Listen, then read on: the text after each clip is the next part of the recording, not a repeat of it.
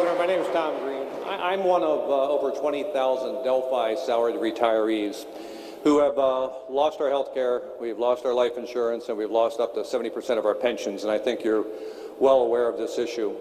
And it happened when we got tied into the expedited bankruptcy of General Motors and Delphi, and also the auto bailout process in Washington, which you well know picked losers and winners in that process using our tax dollars, and we were chosen as losers, and our union counterparts were chosen as winners, and they're still intact 100%.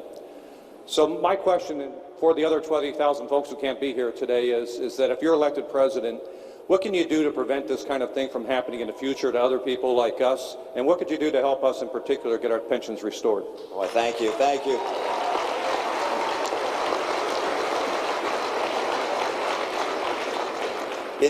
It's known as crony capitalism, where politicians in power decide to use their power to take care of their friends, and they sort of brush aside the law.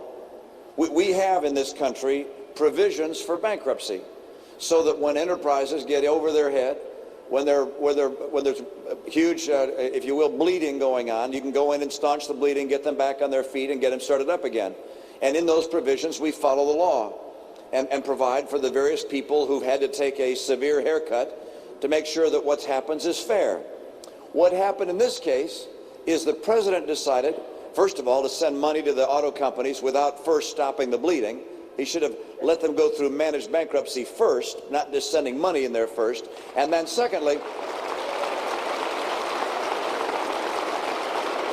they finally went through the managed bankruptcy process, which they needed to do, and then they got help coming out of bankruptcy. Well, that was needed too. But because he led this bankruptcy process and put that money in up front, he put his hands on the scales of justice in the bankruptcy process. And instead of the law being followed, certain favorites were given a special deal. And those that worked for the UAW got the special deal. The people who supported him were the ones that got the deal coming out of bankruptcy. That is simply wrong. You have to follow the law. We're a nation of laws. Markets only work. People will only invest their life savings. They will only take risk if they believe the law is going to be followed. If contract and bankruptcy and other laws are followed, I will follow the law and do my best to make sure this never happens again.